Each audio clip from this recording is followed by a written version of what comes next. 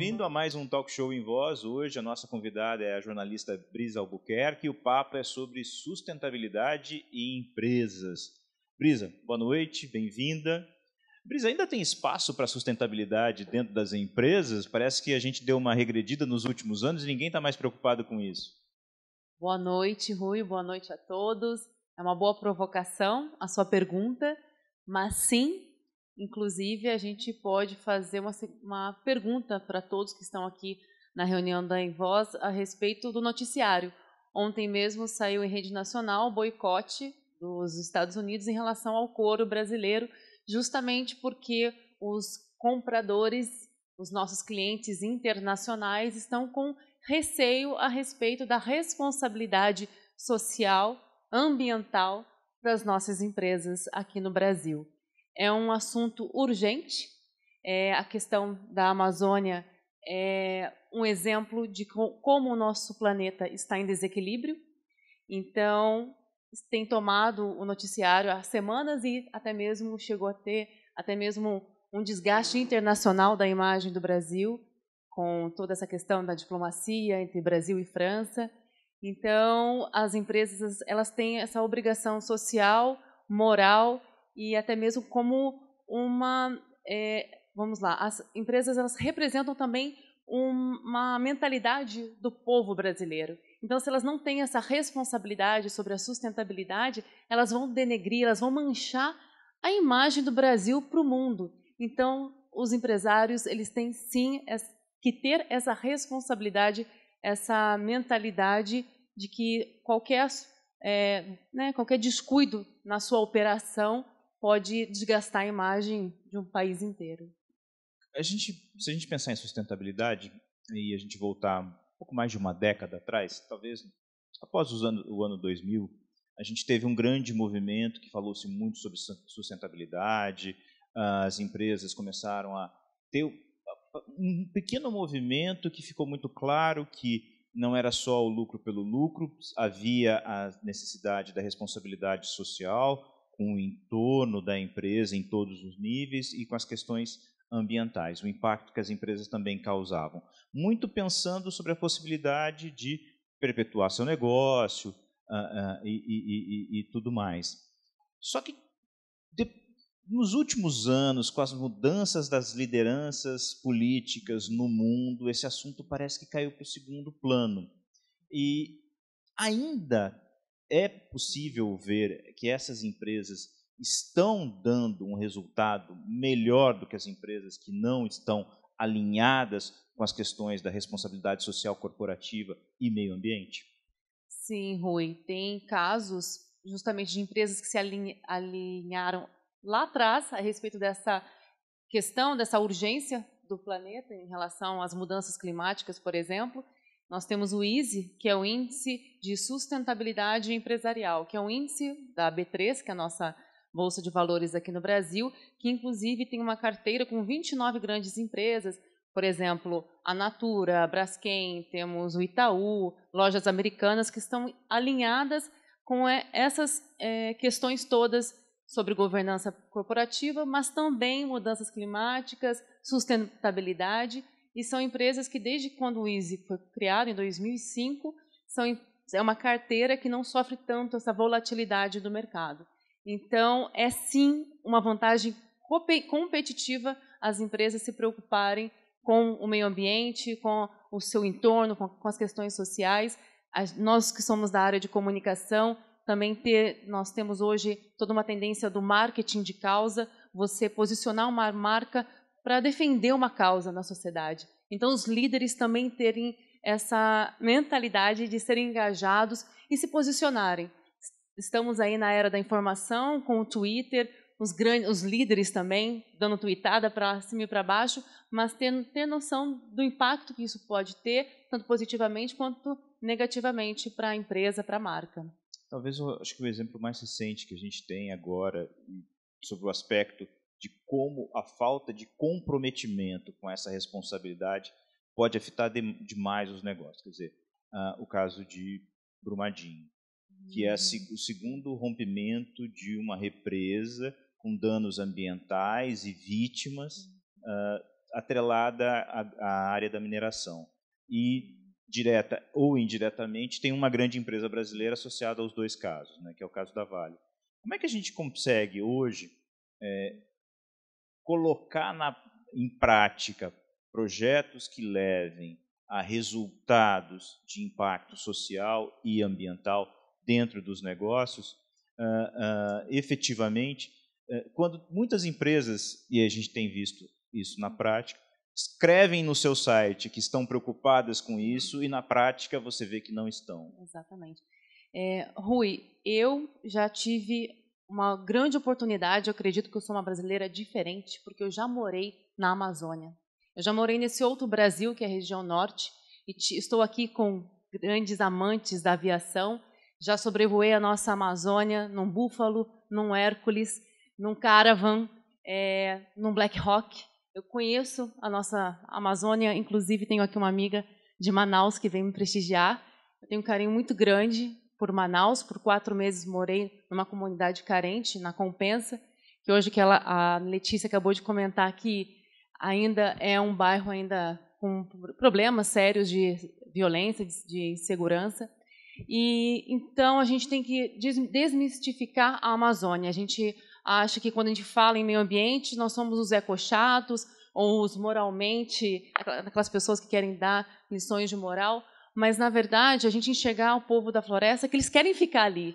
Então, assim, eu quero, enquanto jornalista, Rui, hoje é muito complicado você entender o que é notícia. A gente que é jornalista, aonde a gente vai consumir? A gente tem que consumir o máximo de informação possível e a gente tentar ser imparcial, mas a gente enxerga a realidade de acordo com a nossa visão de mundo. Eu escuto a professora Lúcia Helena Galvão, que é de um canal do YouTube, Nova Acrópole. Ela fala que toda verdade ela é uma meia-verdade. Então, assim, a gente parar com as nossas verdades absolutas e a gente ter mais tolerância.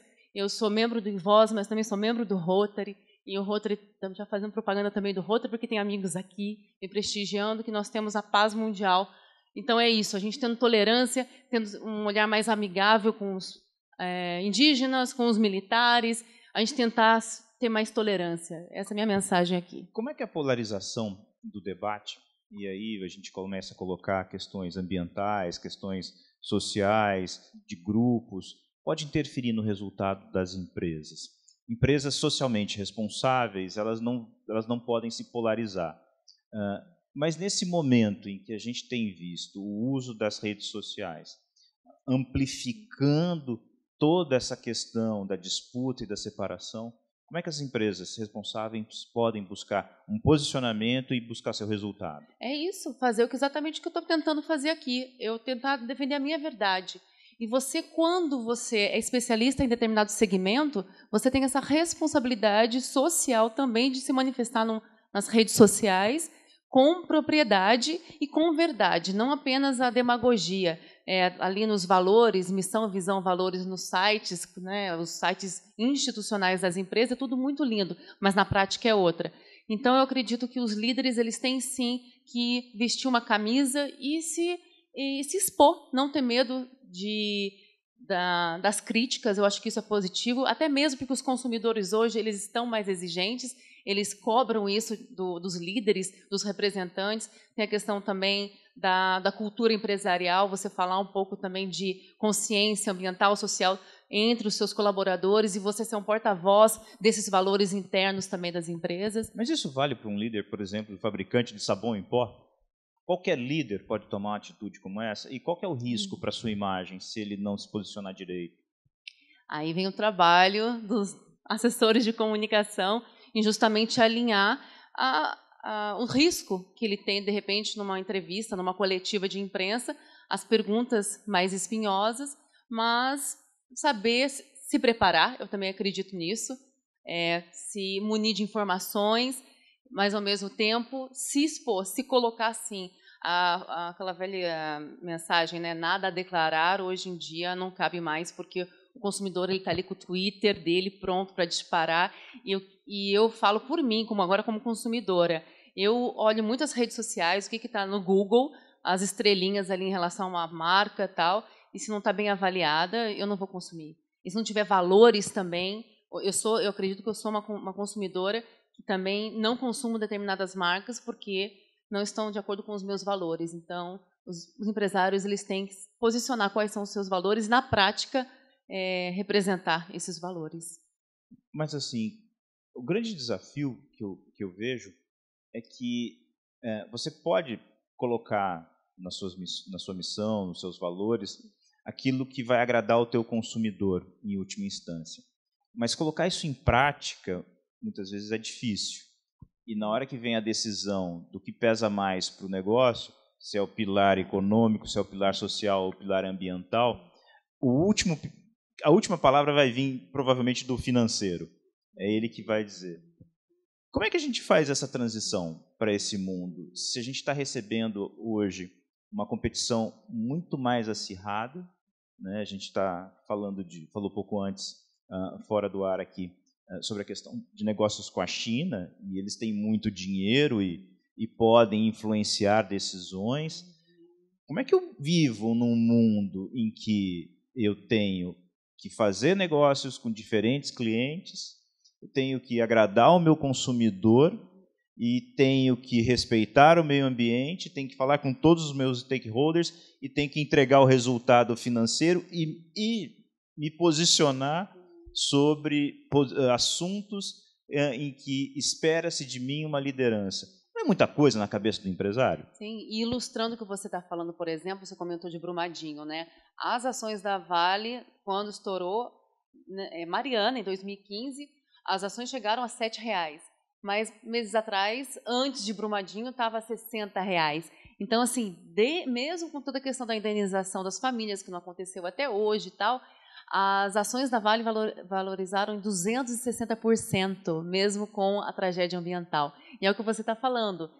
O acionista, o especulador, show me the money, né, como diz o nosso companheiro aqui do Invoz, o Fábio. Interessa a lucratividade, o faturamento, porém eu ainda sou uma sonhadora ou uma idealista e também uma jornalista que consegue enxergar hoje que o mercado está exigindo que as marcas sejam mais engajadas nas questões urgentes do planeta. O planeta está em desequilíbrio. Isso, para mim, é fato. E como é que o empresário pode assumir uma postura mais engajada, como você está dizendo, e manter o negócio dele em constante crescimento? Você citou o Easy um pouquinho mais cedo, no início dessa entrevista, dizendo que o Índice de Sustentabilidade Empresarial da Bovespa apresenta alguns resultados. As empresas que estão listadas ali, elas têm resultados um pouco melhores, são menos sujeitas às crises. Não é que elas crescem e sem parar. Elas também sofrem os altos e baixos do mercado, mas elas sofrem isso de uma maneira um pouco menos severa. Então, como é que a gente pode fazer esse processo? Como é que o empresário entra nesse caminho de buscar responsabilidade social corporativa, olhando para o meio ambiente, olhando para o stakeholder e conseguindo encontrar resultado? Eu acho que quem vai mandar é o mercado. Meu pai, ele é contador e também administrador de empresas. Ele falou que quem manda no mundo, que faz o mundo girar, que faz o mundo girar é o dinheiro. Então, a partir do momento que o mercado não quiser mais aquela ação, não quiser mais aquele produto daquela empresa que não tem responsabilidade com as suas comunidades no entorno, que prejudicam as nascentes ali no entorno daquela fábrica, que não tem responsabilidade com o ar, com o meio ambiente, na hora que o cliente falar não, chega, não quero, aí sim, infelizmente, tem que estar sendo mais reativo, em vez de ser um grande líder e ele apontar, olha, é esse o caminho, o mundo, mais uma vez, está em desequilíbrio, então deixa eu ser um líder de verdade e também mostrar o que tem que ser seguido aqui na minha gestão, na minha governança. Você acha que o cliente vai ser o cara que vai induzir essa transformação? O consumidor que vai determinar isso? Sim, tem um Reclame Aqui. Meu irmão tem um irmão de 20 anos, eu estou com 35, eu tenho um irmão mais novo, e ele fala, Brisa, o que eu consumo é de acordo com o que está aqui no Reclame Aqui. Ele mesmo já vai avaliar ali as estrelinhas, os comentários de uma marca, e se tiver mensagens que degrinam, que estão ali sendo contra, né, uma imagem positiva da marca, ele não vai comprar. É tudo muito rápido, a gente está na era da informação, com um WhatsApp aqui, a gente já tem, com um Zap, né, numa observação, a gente já tem a nossa própria visão da empresa real. Em relação também à nossa função como jornalista, a gente perdeu o monopólio, porque hoje a fonte de informação já fala direto com o público. Então, está muito rápido. E agora, estou fazendo um adendo aqui em relação também à responsabilidade social das empresas. Na Europa, para você conseguir um investimento, não precisa nem ser os famosos investimentos de impacto, que também tem os fundos para ajudar empresas que queiram impactar positivamente ali o teu mercado, mas o teu público, né, o seu mercado. Mas também, se você quiser qualquer tipo de investimento hoje na Europa, você tem que estar alinhado a algumas das ODS, que são os Objetivos de Desenvolvimento Sustentável da ONU, pautada na Agenda de 2030. Então, se você não estiver ali na hora de buscar um investidor, né, um fundo, se a sua empresa não estiver ali pautada, realmente validada, nessas 17 ODS. A nossa empresa está em 4, inclusive, deixa eu só já citar aqui. É a ODS 5, que é a igualdade de gênero, que é muito importante para mim. A 12, que é consumo e produção responsáveis. A 13, que é a ação contra a mudança global do clima. E a 16, que é a paz, justiça e instituições eficazes. Bom, a gente tem visto nesse debate muito recente, principalmente essa questão que aconteceu após como é que eu posso chamar isso? Esse bate-boca entre o presidente brasileiro e o presidente francês relacionado com a Amazônia. E a gente percebe que existem alguns efeitos. Você citou o exemplo da questão do couro, em que o mercado norte-americano pretende, ou pelo menos está tentando fazer um movimento para impor sanções econômicas ao consumo de couro brasileiro, porque pode estar atrelado à criação de gado em área de desmatamento. Você tem outras pressões que podem acontecer relativa ao uso da mão de obra infantil, trabalho análogo à escravidão, que são questões também tratadas nos Objetivos do Desenvolvimento Sustentável.